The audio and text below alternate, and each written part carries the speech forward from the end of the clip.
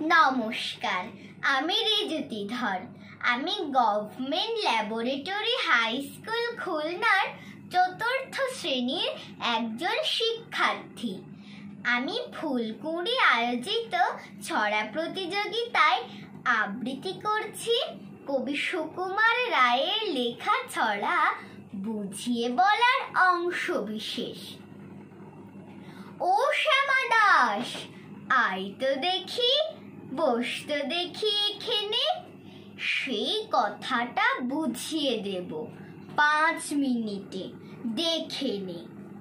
জ্বর হয়েছে মিথ্যে কথা, ও সব তোদের চালাকি।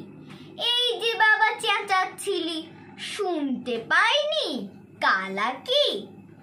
মামার ব্যামো বদ্যি ডাকবি, ডাকিস না হয় বিকেলে। না হয় আমি বাঁতলে দেব, বাঁচবে মামা কি খেলে? আজকে তোকে সেই কথাটা বোঝাবো, না বুঝবি তো মগজে তোর গোঁজাল মেরে গোঁজাবো। কোন কথাটা তাও ভুলেছিস, ছেড়ে দিছিস হাওয়াতে? কি বলছিলেন পরশু রাতে বিষ্টু বোসের দাওয়াতে? ভুলিসনি তো বেশ করেছিস, আবার শুনলে খেতি কি? বড় যে তুই পালিয়ে বেড়াস, মারাস নে যে এদিকে। বলছি দাঁড়া, ব্যস্ত কেন?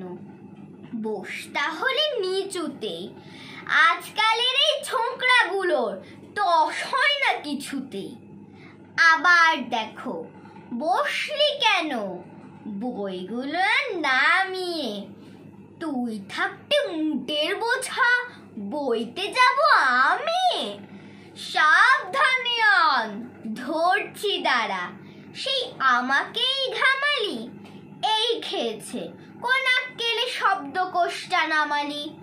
ঢের হয়েছে, আয় দেখি তুই, বস তো দেখি এদিকে। ওরে গোপাল, গোটা কয়েক পান দিতে বল খেদিকে। ধন্যবাদ।